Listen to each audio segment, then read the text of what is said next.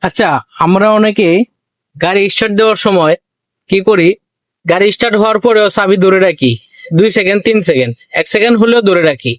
কিন্তু আমাদের যদি সব গাড়িতে এরকম ভাবে সেন্সর লাগানো থাকে, তাহলে গাড়ির সেলফ দীর্ঘদিন আয়ু পায়। হঠাৎ সেলফ স্টার্ট হওয়ার পরে যখন চাবি সুইচ ধরে রাখা হয় অথবা হালকা কারেন্ট দেওয়া হয়, তখন কিন্তু সেলফ নষ্ট হয়।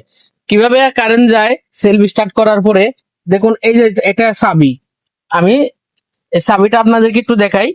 দেখুন, এই যে এখন কিন্তু গাড়িটা আমার স্টার্টে আছে। স্টার্টে আছে কিভাবে বুঝলেন? এই দেখুন, আমি অ্যাক্সেলেটরে চাপ দিলাম, এই যে মিটার লড়তেছে, মিটার উঠতেছে, তাইলে বোঝা গেল আমার গাড়িটা স্টার্টে আছে। তাহলে এই যে আমি আবারও স্টার্ট দিলাম, স্টার্ট তো উপরে দিতে হয়, আবারও স্টার্ট দিলাম, দিয়ে আপনাদেরকে একটু দেখানোর চেষ্টা করতেছি। একটু দেখুন, এই যে মুসুর দিলাম, এই যে দেখুন মুসুর দিচ্ছি, আর স্টার্ট হচ্ছে না।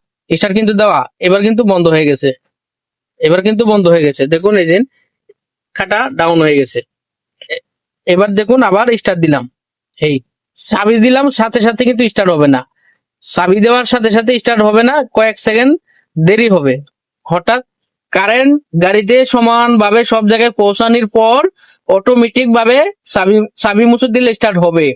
আর যদি সাথে সাথে চাবি দিয়ে সাথে সাথে স্টার্ট দেওয়ার চেষ্টা করেন, তাহলে কিন্তু স্টার্ট হবে না, কেননা এটাতে সেন্সর লাগানো আছে।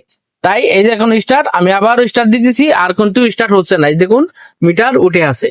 তাহলে আমরা কিন্তু গুরুত্বপূর্ণ একটা জিনিস দেখলাম যে স্টার্ট হওয়ার পর দ্বিতীয়বার যদি সেলফ মারার চেষ্টা করেন, তাহলে কিন্তু হবে না। এই ভুলটা কখন হয় জানেন? এই ভুলটা তখনই হয় যখন আমরা নতুন ড্রাইভিং শিখি, তখন হঠাৎ করে বুঝতে পারি না গাড়ি স্টার্টে আছে কি নাই, আবার স্টার্ট দিতে যাই। এরকম ভুল নতুন অবস্থায় আমরা অনেকেই করে থাকি, অনেকেই করেছি।